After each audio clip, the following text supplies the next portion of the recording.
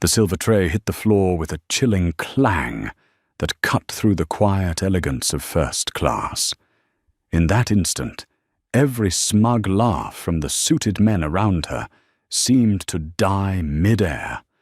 Naomi Carter, the black CAO of Carter Labs, the woman the tech world called the golden mind of the AI era, sat perfectly still, her eyes blinking once, as if recalibrating every beat of the world around her. At 39, Naomi had climbed through every hill of prejudice to stand at the summit of power. But today, in Seat 1A on Altitude Airways Flight 482 from New York to Zurich, she was being treated like she didn't belong. A young white flight attendant, Brittany Shaw, bent down, her voice as soft as silk, but her eyes cold as steel. "I'm sorry, ma'am, but your first-class meal is unavailable." A cold sandwich was placed before Naomi beside a plain glass of water. Behind her, the sharp pop of a champagne cork burst through the air, sparkling cruel. Naomi said nothing, but inside her silence began to crack. Before boarding, she had thought this would be a peaceful flight, a chance to review the $4.2 billion contract between Carter Labs and Helvetic Data.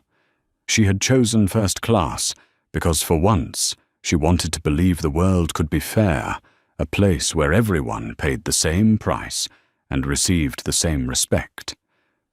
But as it turned out, money couldn't buy dignity.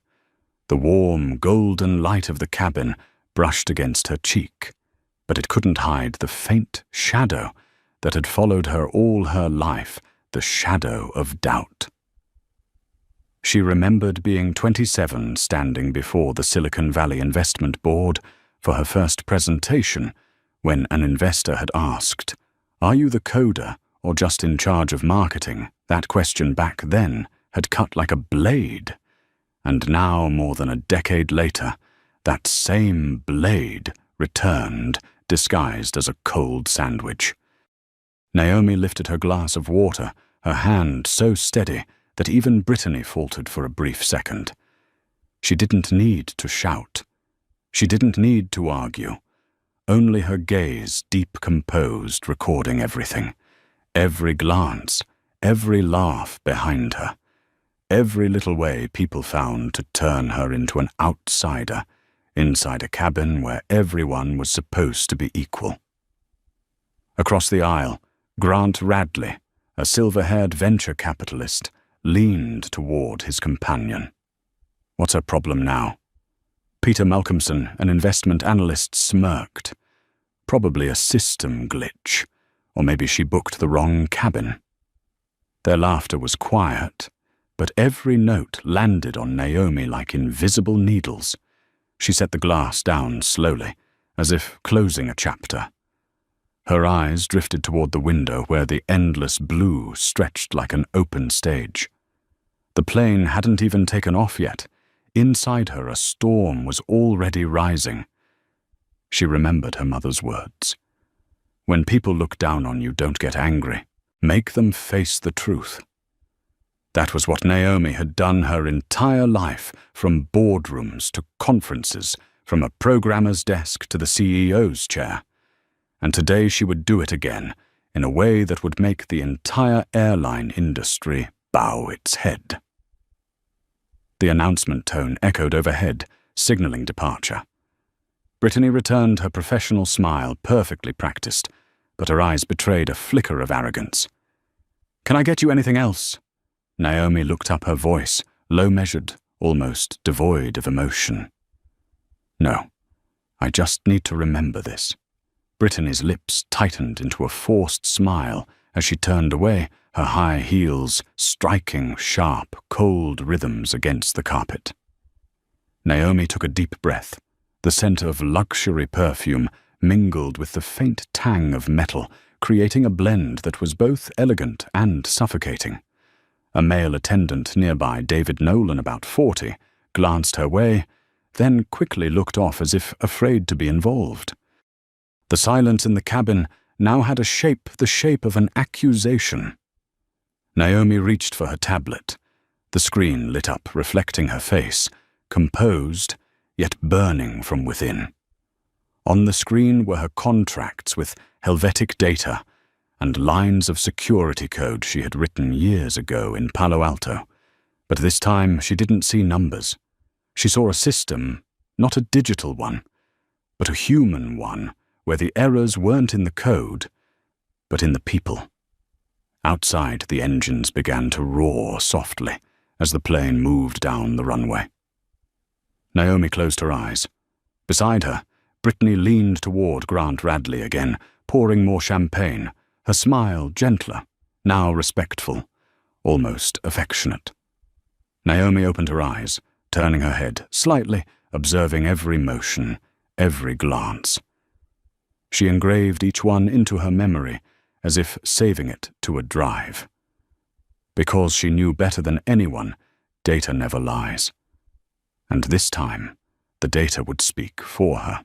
"Ladies and gentlemen, we are now taking off," the captain's calm voice echoed overhead.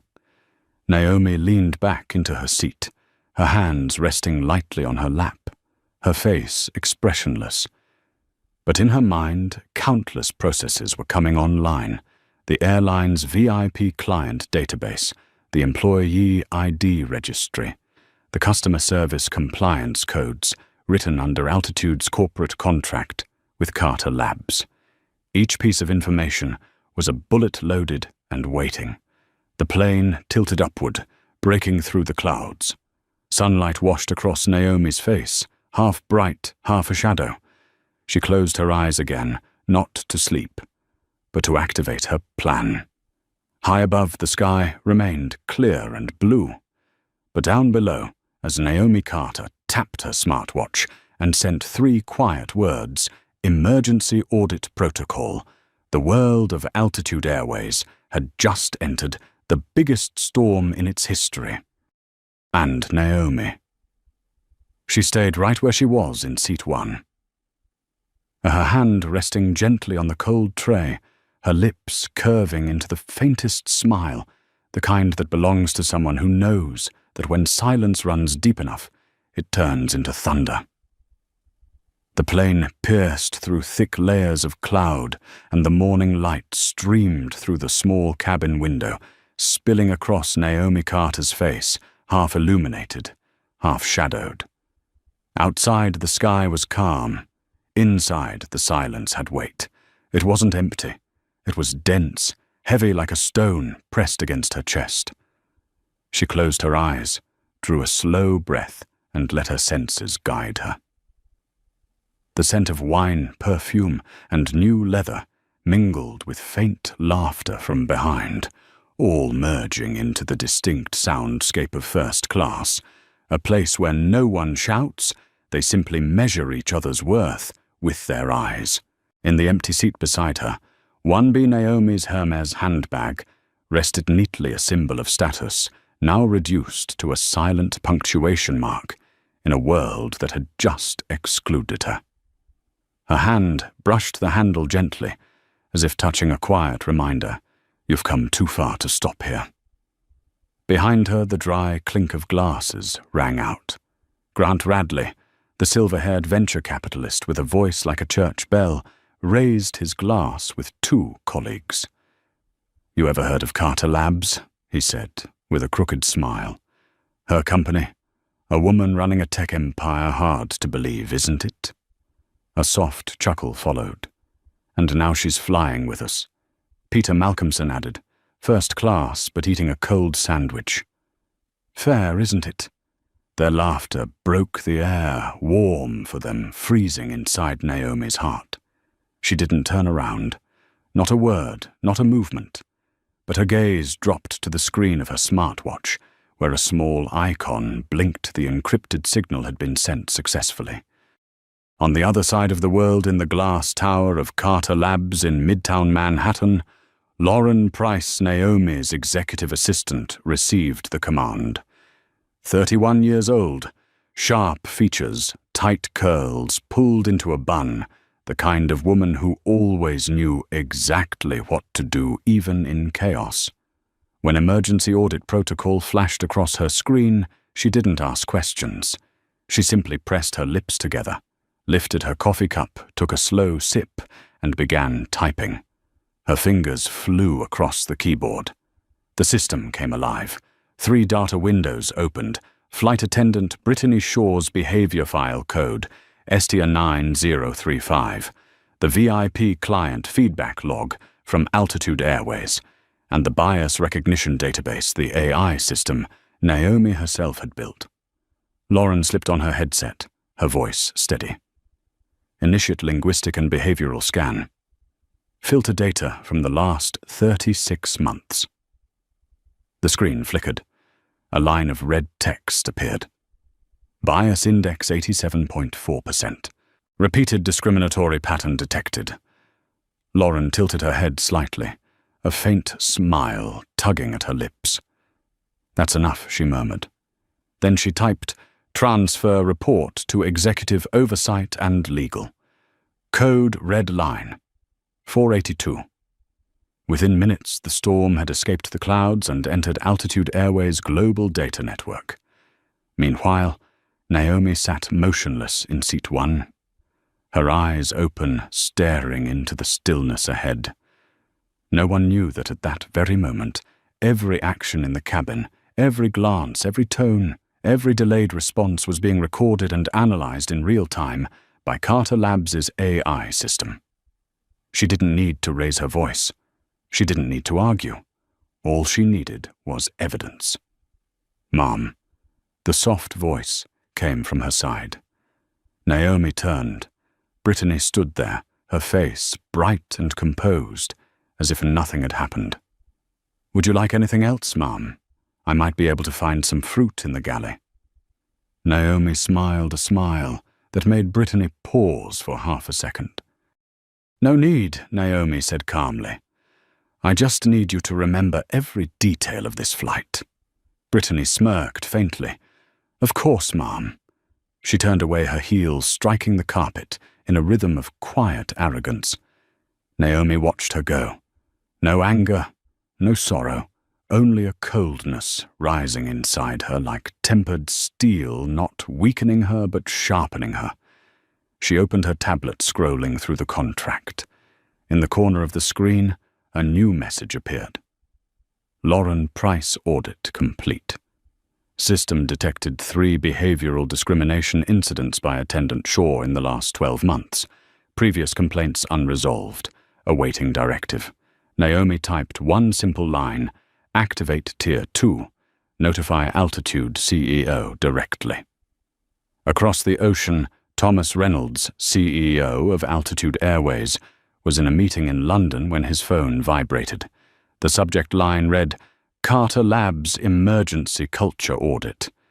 He frowned. No one in the aviation industry was unaware of who Naomi Carter was, the woman whose research once forced the European Data Alliance to rewrite its privacy regulations. As Reynolds read through the report, his face drained of color. The summary was brief or cold, devastating repeated bias toward non-white passengers, ignored pre-ordered premium meal, despite confirmed booking, multiple unaddressed complaints. He looked up at his team. Prepare HR and legal. Meet me in Zurich when Flight 482 lands. Back in first class, Naomi felt the aircraft level out. Another attendant, David Nolan, approached quietly, his voice hesitant. Mom, I truly apologize for the inconvenience earlier. It may have been a system error. Naomi looked at him, her eyes calm but piercing. Which system, she asked. David hesitated.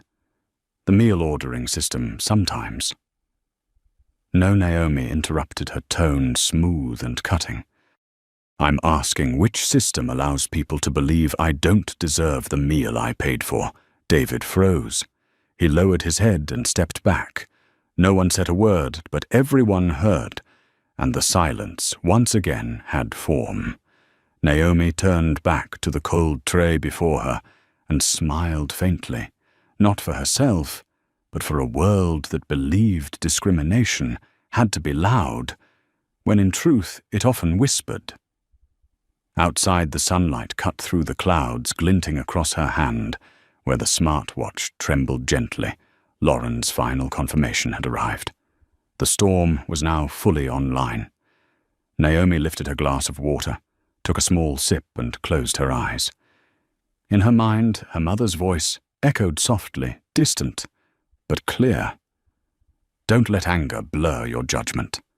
Let reason make the world tremble. The plane soared toward the rising sun over Europe. Naomi Carter remained still in seat 1A. She didn't know that below a chain of urgent emails was racing across servers with the speed of a storm, but she knew one thing for certain: no silence lasts forever. And sometimes to change an entire system, all it takes is a cold sandwich and a woman who refuses to swallow it. The plane cruised at 36,000 feet, cutting through a sky so calm it felt as if nothing in the world could ever be disturbed. But for Naomi Carter, seated in first class, every cell in her body was burning with motion, as though she carried fire beneath her skin. The reflection from the personal screen before her flickered across her eyes, not the calm gaze of a businesswoman en route to Europe, but the fierce stare of a warrior preparing to strike back. From the galley behind, Brittany Shaw continued her flawless performance as the perfect flight attendant. She smiled, chatted poured wine, adjusted napkins, but every so often her eyes flicked toward seat 1A, where Naomi sat. That glance carried the arrogance of someone who believed she had just taught another person a lesson about their place in the invisible hierarchy of the world. She's still sitting there with that cold sandwich, Brittany whispered to her colleague, David Nolan, a smug smile on her lips. It's like she's punishing herself. David stayed silent, avoiding her gaze. He didn't have the courage to disagree, only muttering, "Britt, maybe she's someone important?" Brittany shrugged, lowering her voice, her lips curving in defiance. Important or not, no one's above anyone up here. On this plane, I decide who gets served first. Her words slipped into the cabin microphone system, one that recorded every sound and action as required by the airline. Naomi didn't know it, but she could feel something shifting in the air. A massive system was unknowingly recording its own wrongdoing. She reopened her tablet. A new report flashed from Lauren Price. Connection established with Altitude's coordination server. Behavioral analytics updating automatically. Probability of demographic bias, 89.1%. Recommendation: initiate personnel verification protocol upon landing. Naomi pressed her lips together, her fingers gliding across the screen as she typed in a secure code. Naomi Carter. Continue data collection. Create independent backup. Tag report red line 482. Maintain complete silence until my final signal. She leaned back. The hum of the engines blended with the soft rush of wind outside. Everything seemed peaceful, a deceptive calm like the social systems she had studied all her life. Naomi gazed out the window, where the clouds layered like fortress walls. She thought back to being 17, the only black girl in her computer science class at Stanford. Back then, every time she raised her hand, the professor's eyes would drift past her, searching for someone more fitting to speak. And when she turned in her first prototype of a security software design, they asked, "Are you sure this code is yours?" That question, like thousands of glances that followed throughout her life, was a form of violence that required no shouting, yet cut deep enough to leave permanent scars. Naomi opened her eyes. She had never forgotten those looks, and because of that, she couldn't let this flight be dismissed as a small incident. She reached for her encrypted satellite phone. The screen lit up with the stern face of Lauren Price on a secure video call. "Report," Naomi said. Lauren spoke quickly. "Altitude CEO Thomas Reynolds has received the information. The HR legal and internal audit teams are en route to Zurich. We have 7 hours before landing." Naomi nodded slightly. "Good. Preserve all data. I'll secure additional confirmation myself." She closed the phone, her gaze drifting toward the passengers. Brittany was leaning toward Grant Radley, her dress perfectly fitted, her smile textbook flawless. "Would you like more champagne?" Sir Grant chuckled. "If you're the one pouring, I'll take the whole bottle." Brittany laughed softly, a familiar, well-practiced melody. Naomi watched unblinking.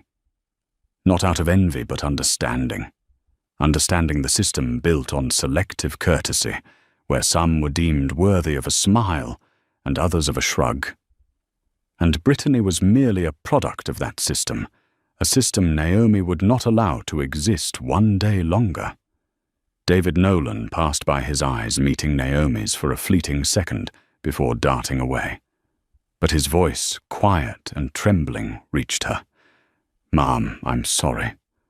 Naomi turned slightly. "For what?" David swallowed hard. For being silent. Naomi's expression softened. "Sometimes silence is the beginning of awakening. But if you stay silent after today, it becomes guilt." David lowered his head, his hands tightening around the serving tray. "I understand." As the cabin dimmed under the soft evening lights, Naomi opened her digital notebook and wrote a few lines not about contracts, but about feelings, something she rarely allowed herself. Discrimination is no longer a personal insult. It is a systemic disease, and I am the last doctor brave enough to operate. She closed the notebook, lifting her gaze. A storm was rising beneath her calm exterior. 3 hours later, as the crew served dinner, Brittany approached her again. "Ma'am," she said evenly, "we can now serve the meal you requested. A steak dinner just became available." Naomi looked up, her voice cool and precise. "Thank you, but I'm not hungry anymore." Brittany forced a smile. "That's a shame. It's one of our most popular dishes." "Then you should have it." Naomi interrupted softly, her tone gentle but absolute. The cabin fell silent. Everyone heard it, but no one moved. Brittany froze for a moment, then quickly turned away, her cheeks flushed not from shame, but from being challenged. Naomi watched her go, not with satisfaction, but with quiet pity. Because a system that teaches people to believe power lies in serving the right person is a system that keeps them small forever. The light outside shifted to pale blue. The edge of Europe appeared beneath the clouds. Naomi knew that once the plane touched down, everything would begin to collapse. But she wasn't afraid. Instead, she felt lighter, as if, after years of carrying the weight, she had finally found a way to fight back, without anger, without shouting, only with truth. She took a deep breath and smiled faintly. Somewhere in the depths of her mind, she heard her father's voice, the man who had passed away when she was young, an aircraft mechanic, who had once told her, "You know, Naomi planes don't really fly because of their engines. They fly because of the belief that something stronger than gravity exists." She closed her eyes.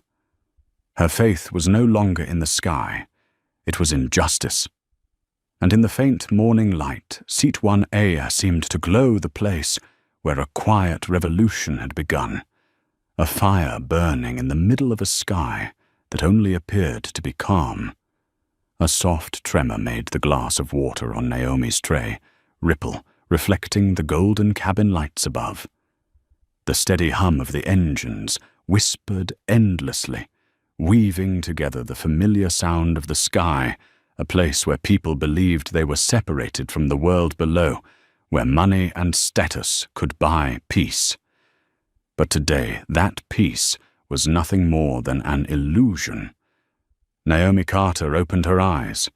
3.5 hours had passed since she sent the first signal. A new notification appeared on her watch. Lauren Price, data verification complete. Altitude's CEO is en route to Zurich. The legal and investigation teams will be at the airport upon landing, awaiting your next directive. Naomi brushed her sleeve lightly, her fingers grazing the watch, a small, deliberate gesture that carried the quiet assurance of total control. She knew that from this moment, every step, every word, every glance inside first class was being recorded. Not for revenge, but to prove that discrimination existed even in the most luxurious of places. Brittany Shaw returned to the front cabin, poised and confident. She had just completed her final round of wine service, her smile polished to perfection. "She's still just sitting there," Brittany murmured to her colleague. David Nolan glanced toward seat 1A, where Naomi sat silently, her meal untouched. "Yeah. She hasn't said a word. Hasn't called anyone." Brittany shrugged, her voice low but tinged with disdain. Maybe she finally realized her place. The words were casual, almost harmless, but to Naomi, who had spent her life hearing countless variations of that same phrase, they struck like a gunshot. Her place! That phrase had followed her everywhere. Only the tone and the suits of the people saying it had changed. She smiled softly, a smile no one saw. Not of anger, not of pain, just pure awareness. Outside, the sky darkened as the plane crossed into the night over the Atlantic. The navigation lights blinked steadily on the wings, tracing a shimmering path through the clouds. Naomi could feel the wind, not the wind itself, but the wind of change approaching. She remembered the year 2015 when her first funding pitch for Carter Labs was rejected. They told her, "Your AI technology is impressive, but we don't believe you have enough executive experience." They said it kindly with polite smiles and eyes that pretended to protect her from disappointment. A year later, that very same technology saved the Defense Department's data systems from a cyber attack. Naomi never forgot that morning, standing before the screen, as the words, "firewall secured by Carter Labs" appeared, and she whispered to herself, "I don't need them to believe in me. I just need them to acknowledge me." Now she was in another cabin, facing another battle, but the principle remained the same. The truth must be forced to look at itself, even if it takes a storm to do so. Naomi tapped the screen and sent a new command. Lauren, verify crew behavior records from the past 24 months. Activate voice and interaction algorithm. In Manhattan, Lauren received the message. Her fingers flew across the keyboard as multiple audio clips from altitude flights appeared on screen. "Good afternoon, Mr. Thompson. It's a pleasure to serve you. I'm sorry, ma'am. We'll bring it as soon as possible." Brittany's voice sweet with some, cold with others. Lauren adjusted the filters, entering a command. Compare tone deviation based on demographic markers. The result appeared. Voice tone variation between white and non-white passengers, 52.8%. Average response delay 3 minutes and 17 seconds. Lauren exhaled. She was right. In the sky, Naomi opened her digital notebook and wrote the first line. "They tell me not to be angry. I'm not angry. I'm just remembering." She looked down at the cold meal tray, the sandwich untouched. The food had grown cold, but her resolve burned hotter by the minute. David passed by again, hesitated, then stopped. "Mom, is there anything you need?" Naomi shook her head, her voice gentle. "No, thank you. But maybe you can do one small thing for me." David leaned closer. "Of course. Just make sure that when I stand up, you don't look away." David didn't understand, but he nodded. There was something in her eyes, something that commanded both fear and respect. The look of someone who didn't demand power, but created it. Brittany approached, pushing the service cart to collect trays. Without looking at Naomi, she said flatly, "I hope next time you pre-order your meal earlier." Naomi turned her gaze toward her, calm and unnervingly composed. "Thank you, but I ordered earlier than anyone else on this plane." Brittany raised an eyebrow, her tone edged with defiance. Maybe the system made a mistake. Naomi nodded slightly, a faint smile crossing her lips. "I believe so. And that system is about to be corrected." 5 seconds of silence. The wheels of the service cart rolled softly against the carpet, fading into the distance. Naomi turned back to her screen. A new message blinked. "Lauren verification complete. 3 complaints suppressed in the system. 2 internal reports unresolved. Recommend direct escalation to CEO. Naomi. Send it. CC Altitude, Legal and Corporate Culture Department." She hit send.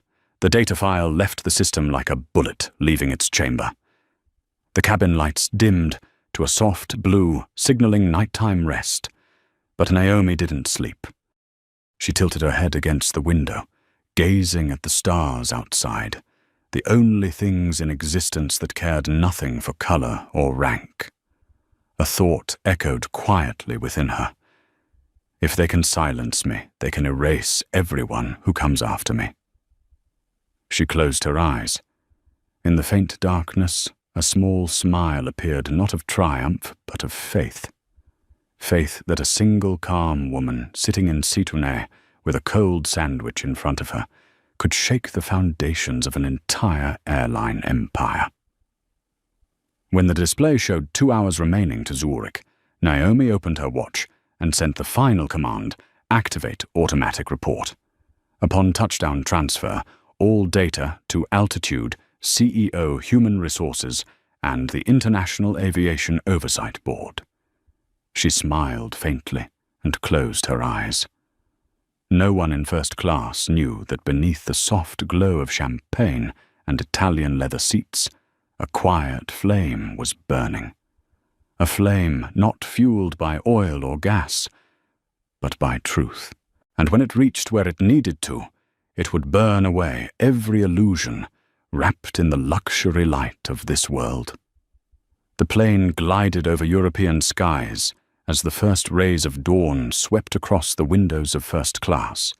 The soft golden light made everything seem calm, yet inside Naomi Carter, the sun had not risen. It burned quietly like a storm, compressed, waiting for the moment to be released. She opened her eyes. On her watch, the final message from Lauren appeared. Lauren Price. All data has been compressed and transferred to Altitude's audit system. CEO Thomas Reynolds has confirmed receipt of the report. Legal and HR teams will be present upon landing. Naomi nodded slightly. Everything was now out of her hands, yet completely in her control. She no longer needed to say a word. The very system people believed to be all-powerful would now expose itself. The first-class cabin was unusually quiet.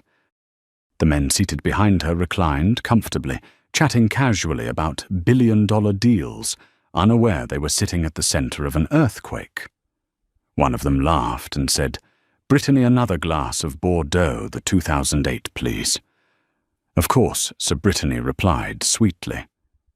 She walked gracefully, her pale blue dress swaying her high heels, tapping rhythmically against the carpet.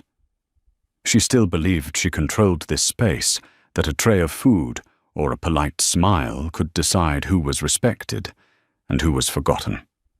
What she didn't know was that every movement, every smile, every turn of her head had already been recorded and stored in Altitude's internal database. Naomi tilted her head slightly, watching Brittany stop a few rows back. An idea sparked in her mind, not one born of anger, but of timing. She unbuckled her seatbelt and pressed the call button. Ting. The sharp sound broke the stillness, drawing every pair of eyes in the cabin. Brittany turned her smile steady, but her eyes flickered with surprise. "Can I help you, Mum?" Naomi looked at her, her voice calm and even. "There's something I'd like to ask you." "Just one question." "Yes, Mum," Brittany replied.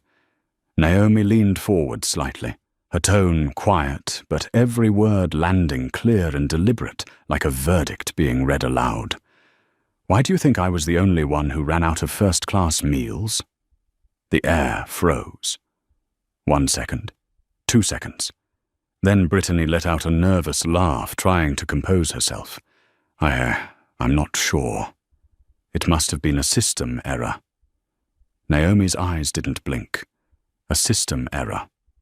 Or a human error, protected by the system. Her voice was neither raised nor sharp, but it carried enough weight to make Brittany step back. "Mom, it's that you know," Naomi interrupted, lowering her voice. "I once developed a program that detects bias in customer service interactions. It measures tone-eye contact, the delay between words and actions." "Do you know what that system just recorded?" Brittany froze, her mouth slightly open. Naomi's gaze pierced straight through her. "It recorded that you didn't respect me. Not through your words, but through your silence." David Nolan, standing nearby, felt his chest tighten. He realized Naomi wasn't just speaking for herself. She was speaking for every passenger who had ever been dismissed, for everyone who had stayed quiet to avoid conflict. He took a deep breath, stepped forward, placed a hand on the service cart, and spoke hoarsely but firmly. "Miss Shaw, I'll handle this from here." Brittany turned to him, her voice cold. "What do you think you're doing?" David met her eyes, honest, unwavering. "For the first time in 6 years working here, I don't want to pretend anymore." The air cracked like shattering glass. Brittany clenched her fists, her lips trembling, then turned and walked away. Naomi remained seated, but her eyes no longer belonged to someone enduring. They were the eyes of someone who had just awakened an entire system that had been sleeping in arrogance. Another soft ding came from her watch. A new message from Lauren appeared. "Lauren cabin voice data confirms repeated biased behavior from attendant Shaw. CIO altitude requests the cabin remain untouched. Investigation will begin immediately upon landing." Naomi closed her eyes. She knew this battle had shifted from emotion to evidence, from outrage to proof. And once data speaks, denial becomes impossible. Outside, the sun climbed higher, its golden light spreading across the thick white clouds. The glow reflected on Naomi's face, carving her features in metal and conviction. She opened the window shade, gazing out at the horizon, wondering how many people like her had faced this same treatment, not through violence, but through polite disregard. A thought rose within her. If I stay silent today, they'll keep believing we're afraid to speak. She whispered softly, almost to herself. Not today. Behind her, Grant Radley leaned toward his companion. Who is she? Feels like she's running this whole cabin. Peter chuckled dryly. Just another customer with an oversized ego, the kind who loves making drama. Naomi heard them. She didn't turn. She simply said, her voice calm, but cutting through the air. Drama. Sometimes drama is the only thing that makes people open their eyes. The cabin fell silent once more. An hour later, the captain's voice came over the speakers. Ladies and gentlemen, we're preparing for landing in Zurich. Ground temperature is 19 degrees. Thank you for flying with Altitude Airways.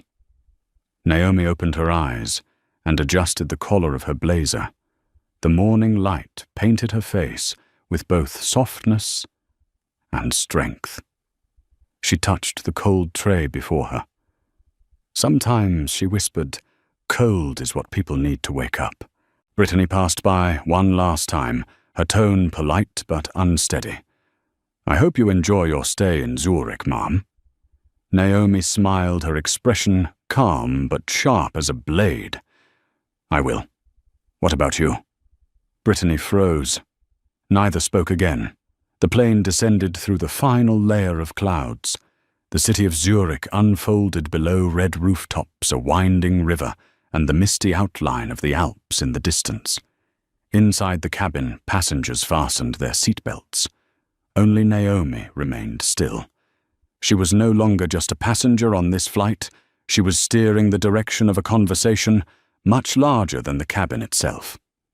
As the wheels touched the runway, a sharp screech echoed a sound both powerful and final, like a declaration. Naomi opened her eyes and whispered, "It's time." And as the engines quieted, a new chapter for the airline and for the world was about to begin. The plane touched down with a long, piercing screech. A few passengers clapped, others smiled, relieved that the flight had gone smoothly. Only Naomi Carter, seated in 1A, remained still.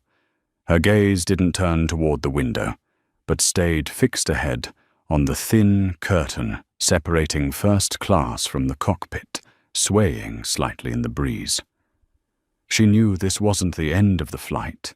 It was the beginning of another kind of landing, the landing of an entire system that had believed itself as unshakable as the sky. The cabin doors opened. The Zurich light poured in, cold, clean, and brutally honest. Brittany Shaw stood at attention, her smile strained. "Thank you for flying with us. Have a wonderful day." Naomi rose. Her coat fell gracefully at her sides, her hand gripping the handle of her Hermes bag as she walked past Brittany. No glance. No words. Only a single sentence clear enough for everyone in the cabin to hear. "No need to wish me one. I make my own good days." Brittany froze. Her face turned pale, her lips trembling, because in Naomi's eyes she saw something that told her this was far from over. At the end of the jet bridge, two figures in black suits waited. One was Mark Ellison, Altitude Airways Regional Director for Europe, tall, composed, but visibly tense. The other was Julia Stein, the Regional Head of Legal Affairs. Both inclined their heads. "Welcome to Zurich, Miss Carter." Mark began carefully. "We want to personally apologize for the inconvenience on your flight." Naomi stopped meeting his eyes, her voice soft as breath, but heavy enough to thicken the air around them. No need to apologize. This wasn't an inconvenience, it was a diagnosis. Julia frowned slightly. A diagnosis, Naomi's eyes didn't waver. You've let the disease live inside the very service you claim is flawless. Today, I simply allowed it to show its symptoms so that everyone could see it's still alive. No one said another word. Naomi stepped forward, her heels clicking against the polished floor, like the steady beat of truth about to be revealed. Behind her, the crew began to disembark. Brittany walked among them, her face drained of color. David Nolan followed his eyes, downcast, silent. As they reached the terminal, 3 men in black suits stood waiting, blocking their path. One of them held up a tablet displaying cold, glowing words.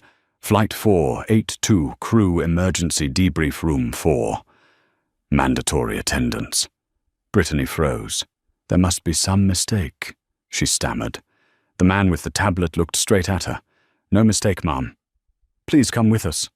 David placed a hand gently on her shoulder, his voice quiet but firm. "Go, Brittany.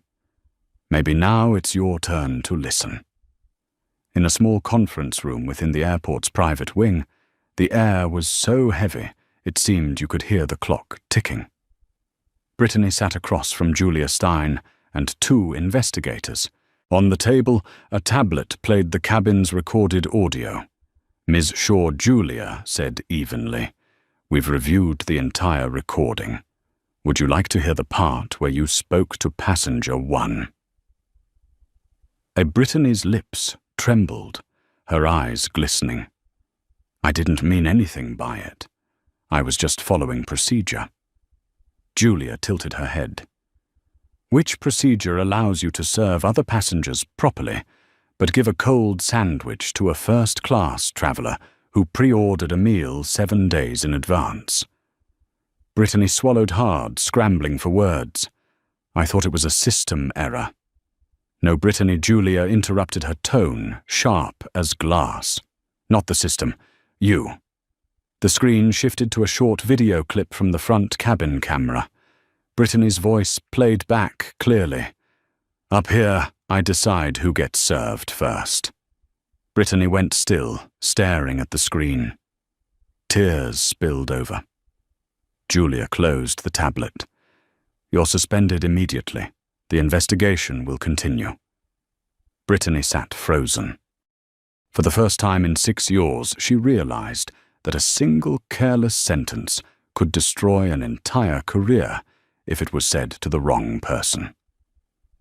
Meanwhile, in the VIP lounge overlooking the runway, Naomi sat by the window, watching a line of planes taxi into position. Her phone vibrated. On the screen, a video call came through from Thomas Reynolds, CEO of Altitude Airways. Naomi answered. Thomas, a middle-aged man with silver hair and weary, sincere eyes, spoke first. "Ms. Carter, I wanted to apologize personally and to thank you." Naomi tilted her head slightly. "An apology I don't need. But thank me for what? For forcing us to see ourselves. I've read your assistant's report. Our entire system has been blind in its silence." Naomi said nothing. Thomas continued. "We'll be suspending the entire flight crew and launching a 24-month review across all staff. But I want to hear from you. What do you want me to do next?" Naomi looked out at the horizon, where sunlight shimmered off the metal wings of a departing jet. "Don't do it for me," she said slowly. "Do it for the ones who will sit in seat 1A after me. The ones without the Carter name, without a billion-dollar company to shield them. Do it for them." Thomas nodded solemnly. "Will you help me?" Naomi smiled faintly. "I won't help. I'll lead." Outside the conference rooms, reporters had already gathered. Leaks from within Altitude suggested an internal investigation into discriminatory conduct on Flight 482. Naomi didn't speak to anyone. She simply stood, walked through the flashing lights of the cameras, each step gentle yet echoing with impact. She knew she was no longer walking just for herself, but for everyone who had ever swallowed their silence after being dismissed. Elsewhere in the airport, David Nolan exited the debriefing room, sweat dampening his collar. He spotted Brittany sitting slumped on a bench, her head bowed. She looked up, her eyes red and puffy. "David, I never hated anyone. I was just doing what I always do." David looked at her, his voice low but heavy. "That's the dangerous part, Brittany. Habit makes people believe doing wrong is normal." He turned away, leaving her trembling hands and blank stare behind. For the first time, she understood what it meant to live the consequences of trained indifference. As Naomi stepped through the glass doors into the arrivals hall, the Zurich wind brushed against her hair. The attendants bowed and opened the door to a sleek black limousine. She paused for a moment, looking up at the sky. The Altitude 482 was still visible above a silver streak, cutting through the clear blue. "Thank you for flying with us." the airport's automated voice announced over the speakers. Naomi smiled softly. "No," she whispered, "you're the ones who just landed." The car door closed, and as the wheels began to turn, the tremor Naomi Carter had set in motion started to ripple outward from seat 1A to the entire sky above. 3 hours after Altitude Airways Flight 482 landed, the glass towers in downtown Zurich began to tremble with the news. A headline flashed across European CNBC: female CEO of Carter Labs denied first-class meal, Altitude Airways launches urgent investigation. One single headline, yet it dropped like a pebble into still water, sending ripples that began quietly, then surged like a rising tide. In the top-floor office of Altitude's Geneva headquarters, Thomas Reynolds stood before the window, staring down at the rain-soaked streets. On his desk lay the freshly printed preliminary investigation report, 27 pages thick, filled with data voice transcripts and behavioral analysis from the cabin. He turned to the final page, where a bold line still seemed to burn on the paper: confirmed discriminatory conduct exhibited by senior flight attendant Rebecca Shaw during Flight 482. Incident triggered by customer Naomi Carter. Thomas closed his eyes and exhaled heavily.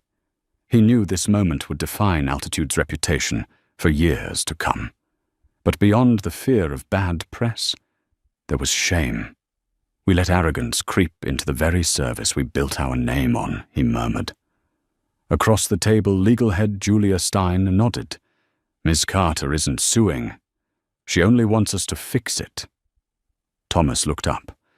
"Then we'll do more than fix it. We'll let her lead."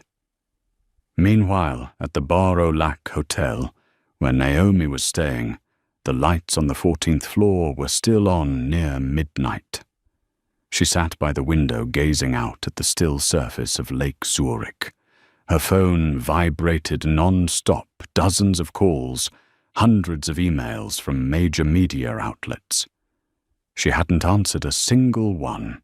A video call came through from Lauren Price. Her assistant's face filled the screen, a mix of anxiety and awe.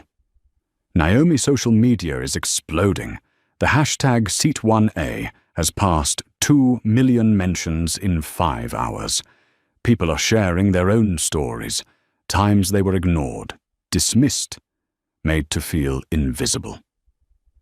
Naomi was silent for a few seconds, then asked, "Is anyone defending Brittany Shaw?" Lauren blinked, defending her. After what she did, Naomi looked directly into the camera, her voice steady and low. "Because the problem isn't one person. It's the way the system teaches people that silence is normal. I'm not here for retaliation. I'm here to change the language they use to justify discrimination." Lauren bit her lip. She understood. She'd worked with Naomi long enough to know that when this woman said change, it meant a revolution was about to begin. The next morning, Altitude released an official statement. "We extend our sincere apologies to passenger Naomi Carter for the incident on Flight 482. An internal investigation has confirmed a serious violation of service protocol. All staff involved have been suspended. We are also formally inviting Miss Carter to serve as Global Service Culture Advisor." The statement hit the aviation world like an electric shock. CNN ran the headline, "A Black Female CEO Forces an Airline to Rewrite Its Policies with One Denied Meal." On Twitter, a post from an ordinary user went viral with over 300,000 shares. "I may not sit in Seat 1A, but I deserve respect." At Altitude's Geneva headquarters, Julia Stein and the HR team held an emergency meeting. "We'll launch a new training program," Julia said, pointing to the screen where the title glowed, "The Seat 1A Initiative." Thomas Reynolds nodded. Every attendant, Every employee from business class to maintenance will retrain, not just in service skills, but in how they see people. A communications manager asked, "Aren't we afraid people will think this is just for show?" Thomas's gaze hardened. "No. What we fear most is silence, because silence is what created this disaster." Meanwhile, Brittany Shaw, the same woman who once glided confidently through first class, now sat in a closed conference room across from the investigations team. On the table lay printed excerpts of her old emails and internal messages, lines she had written without thought, Black Passengers Act entitled. People like her always complain. Each sentence landed like a stone sinking into her chest. "I didn't think it was that serious," she whispered. The HR lead replied evenly. "That's the problem, Ms. Shaw. People don't think. And that's how prejudice survives." When the session ended, Brittany stepped into the hallway. Through the glass, she saw Naomi leaving her hotel surrounded by reporters. In that moment, Brittany realized she didn't hate Naomi. She feared her because Naomi was the mirror reflecting the truth she had spent years denying. Outside, the hotel doors swung open. Naomi Carter stepped into a forest of microphones and flashing cameras. "Ms. Carter, are you planning to sue Altitude? What do you want to achieve from this incident?" Naomi stopped. Her gaze was calm, serene, like Lake Zurich after rain. "I don't want compensation," she said slowly. "I want people to understand that every small action carries the power to define the world we live in. A cold meal may mean nothing but how people treat it. That's how they treat humanity." The reporters went silent. The shutters stopped clicking for a brief moment. Naomi bowed her head slightly, then walked away. Behind her, the digital billboards along Bahnhofstrasse lit up simultaneously with the message, "Seat one a respect is not a privilege. It's the beginning of civilization." That afternoon, Thomas Reynolds sent a personal email to Naomi. "We've begun. This time I promise the system won't fall asleep again." Naomi read it and smiled faintly. She didn't reply, because she knew true change doesn't begin with promises. It begins with actions taken when no one is watching. Night fell. Zurich returned to its usual calm, but deep within the city, the waves had started to stir. In cafes, airports, and offices, people were talking about Seat 1A. Some praised it, some debated it, but no one dared say it didn't matter. On television, the cabin footage of Naomi saying "system error" or "human error" played over and over. At the end of the segment, the anchor read one of her quotes aloud. "You don't need to shout to be heard. You just need to act at the right time, in the right place." On the 14th floor of the hotel, Naomi sat by the window again. The lake reflected the golden city lights and her silhouette. In her hand was a steaming cup of tea beside her, an unsent letter to her late mother, the woman who had once taught her, "Strength isn't found in retaliation, but in keeping your heart clean amid injustice." Naomi looked down at the still water and whispered, "I did it, Mom. But this is only the beginning." Outside, the night wind brushed across the surface of the lake. A small wave touched the shore, and Naomi Carter knew the real waves had only just begun to spread. 7 o'clock in the morning. The city of Geneva lay beneath a blanket of cold mist. In front of the Altitude Airways headquarters, dozens of reporters' cameras and broadcast vans crowded the entrance. The gold-plated logo of the airline, once hailed as the symbol of global prestige, now reflected hundreds of camera lenses. Inside, on the 21st floor in the company's largest conference room, the atmosphere was as heavy as lead. CEO Thomas Reynolds stood at the head of the long table, his face firm and pale. Behind him on the large screen glowed the words, "Internal Hearing Flight, 482 report." "Thank you all for being here early," Thomas began, his voice low but resonant. "Today we're not here to talk about PR or losses. We're here to talk about the disease that's been eating away at Altitude's honor." Beside him, Julia Stein began her presentation. Behavioral analysis indicates at least 6 similar cases of bias within the last 18 months. Each complaint was closed with the note, "Insufficient evidence."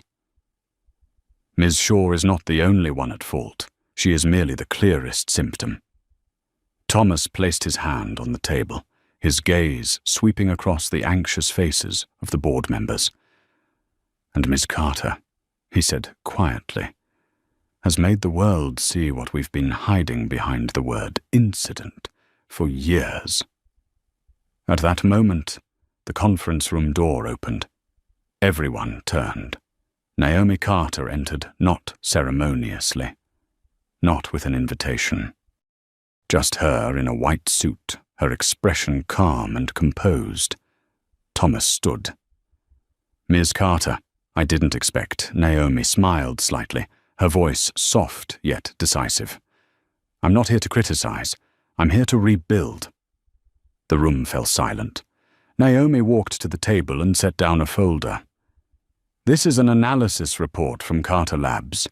It shows how your automated systems, from meal assignments to passenger priority rankings and name-calling frequency, have been influenced by subconscious bias." She raised her eyes. "No one taught your employees to discriminate, but your algorithms, your culture of favoring regulars, have unintentionally programmed it." Julia looked at Naomi and nodded. "What do you want us to do?" Naomi replied. "Start over. Rebuild your entire philosophy of service, not from privilege but from dignity." Thomas leaned forward, his voice steady. "If you're willing to lead, Altitude will follow." Naomi smiled faintly. "I'm not here to lead.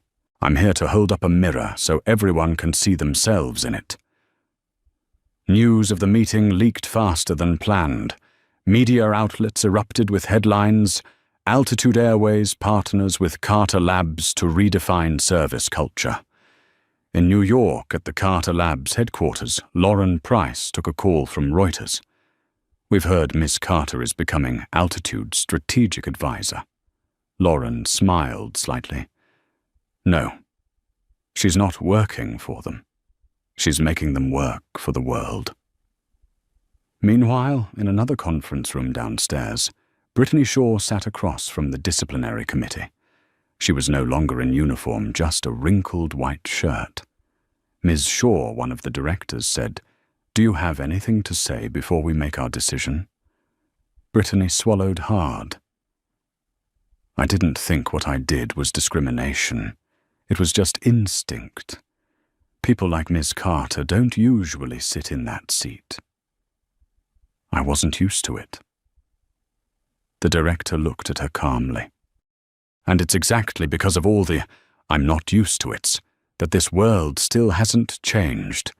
Today, you have to take responsibility for that habit." A document was placed in front of her, indefinite suspension. Brittany stared at it as tears streamed down her face. In her mind, she saw Naomi, the woman who hadn't shouted, hadn't retaliated, but had brought the entire wall around her crashing down. That same afternoon, Altitude held an international press conference. Naomi stood beside Thomas on stage. Behind them hung a simple white banner, redefining luxury respect as the first-class standard. Thomas spoke first. "We used to believe luxury meant giving customers what they wanted. Today we understand true luxury means making customers feel valued." Then he turned to Naomi. "Miss Carter, please." Naomi stepped forward. The light hit her face, cold, from the stage lamps, warm from conviction. Her voice rang out, not loud, but steady and full. This story isn't about me or about a first-class seat. It's about the moment we realize that every system, no matter how advanced, mirrors how we see people. She paused, scanning the room filled with reporters. And if we want a fairer world, don't wait for someone to carry the flag of justice. Start by pouring a glass of water for the person you've never noticed before. Applause filled the room, not thunderous, but long sincere and unbroken. That evening, her speech spread across social media, over 10 million views in 24 hours. In the comments, one user wrote, "She didn't change an airline. She changed how we define dignity." At the same time, in a small apartment on the outskirts of Chicago, a 16-year-old black girl sat before her computer, eyes shining as she watched Naomi's face on the screen. She opened her notebook and wrote on the first line, "Tomorrow I'm signing up for the robotics club. And if anyone asks what someone like me can do, I'll tell them seat 1A once belonged to someone like me." That night, Naomi returned to her hotel room. The soft golden light reflected on the lake outside. A message arrived from Lauren. "You did it. The whole world is talking about seat 1A. Naomi read it, but didn't reply. She walked to the window, let the cold air in, and whispered, "No, Lauren, I haven't done it. I've only made them see the problem. Getting them to live differently, that's the hard part." She closed the window and looked at her reflection in the glass, a slender, proud, calm woman. Not a hero, not a victim, just a person who dared to say enough. On the floor below, Thomas Reynolds received an email from the board of directors. "We support the reforms. But remember, true reform isn't a promise, it's discipline." He leaned back in his chair and nodded slowly. Outside, Geneva's night remained quiet, but within its silence, a fire was burning, the fire of truth, and Naomi Carter knew that fire, though silent, would be enough to light an entire sky that once believed the light only belonged to one color. A week after the press conference, the world still hadn't settled down. From New York to Tokyo, the hashtag #Seat1A continued to flood news feeds everywhere. It was no longer just the story of one female CEO, but a wave of reflection sweeping across all walks of life, from passengers who had once been ignored to employees who had been taught to serve the ones who look more important.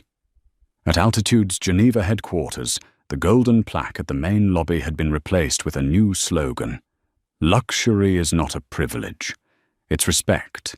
Thomas Reynolds signed an executive order, launching the Seat 1A initiative, requiring every staff member across 18,000 flights to complete a mandatory course titled Unconscious Bias and Human Dignity. And at the very beginning of that training manual, there was a short note with no author's name. "Remember, every tray you place, down every greeting you speak, can become evidence of how you see the world."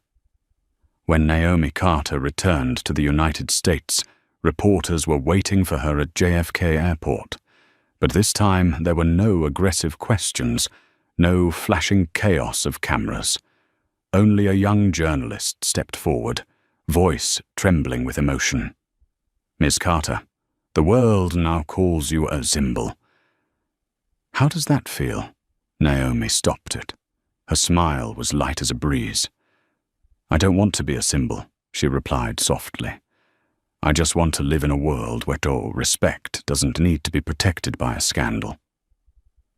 That sentence became the headline of the Washington Post just hours later. She doesn't want to be a symbol, but the world needs her to be one. 3 months later, Altitude held a global summit titled Redefining the Culture of Service. Naomi was invited as the keynote speaker. She walked onto the stage in a navy blue suit, carrying no slides, only a large printed photo of the first-class seat where it all began. Seat 1A. "This seat doesn't belong to me," she said, her voice clear and steady. "It belongs to anyone who's ever been dismissed, misnamed, or made to feel they didn't belong. Seat 1A is just a chair, but it reminds us that every place deserves respect."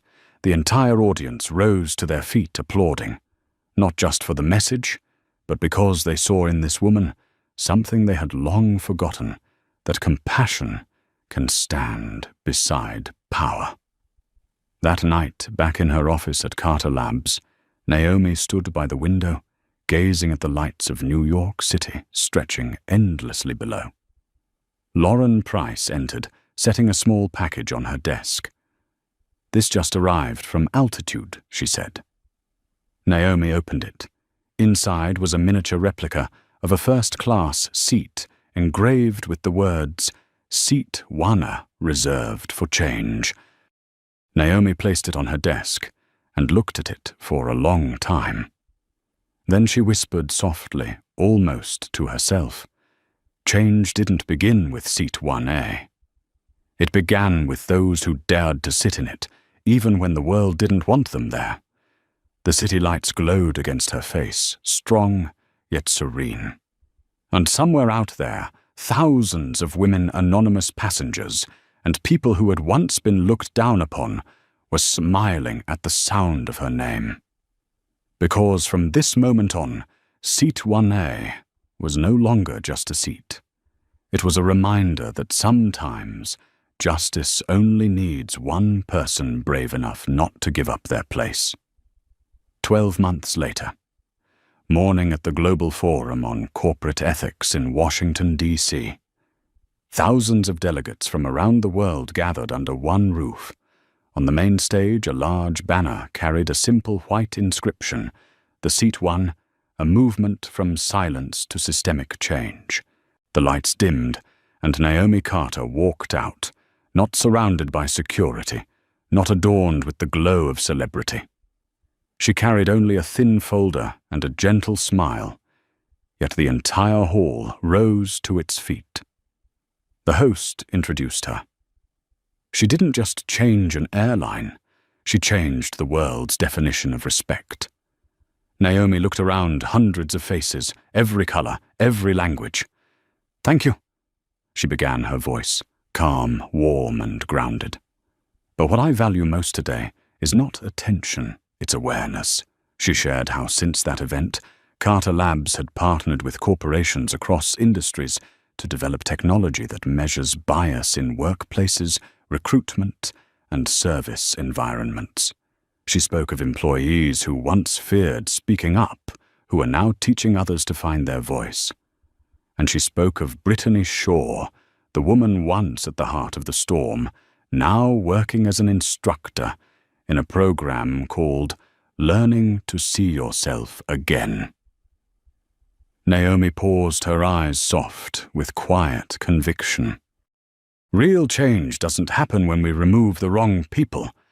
It happens when the wrong people stop and choose to do what's right. The room fell silent, not with discomfort, but with reflection.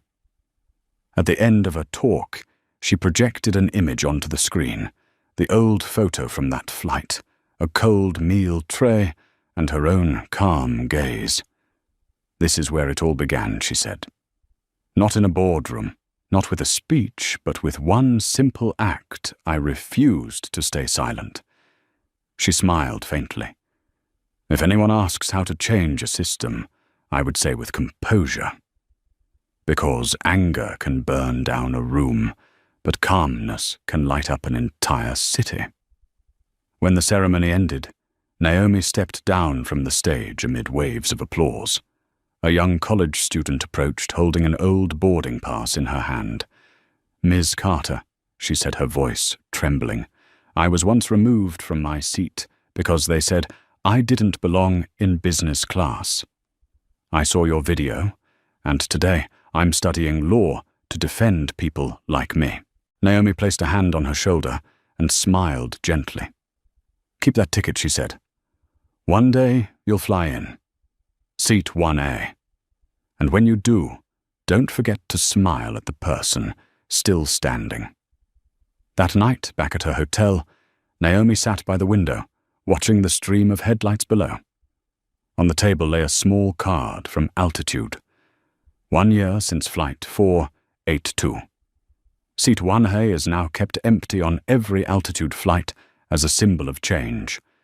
We call it the Seat of Respect. Naomi ran her finger softly over the card and exhaled. She didn't need awards or titles. She only wanted the world to understand that respect is not a reward. It is the starting point of humanity. She stood, drawing the curtain open, letting the night light fall across her shoulders.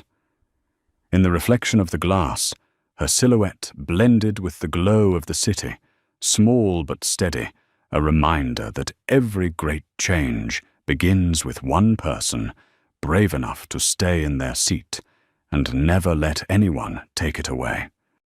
And in the night sky above, an Altitude airplane passed by its seat 1. Still empty, reserved for the next ones, the ones who would never again stay silent. From the perspective of a corporate ethics expert, Naomi Carter's journey is not just the story of a first-class seat, but a reminder that dignity is not something to be given, it must be upheld. True human strength is not found in responding with anger, but in the ability to make an entire system reflect upon itself. When calmness is used at the right moment, it can create the kind of change that 1,000 shouts never could. If you believe this world needs more people who dare to stand and sit for what is right, then, like this video, to share that message, subscribe to the channel, so you don't miss stories where compassion is tested by power. And leave a comment below with the phrase that reflects your belief. Hold your dignity.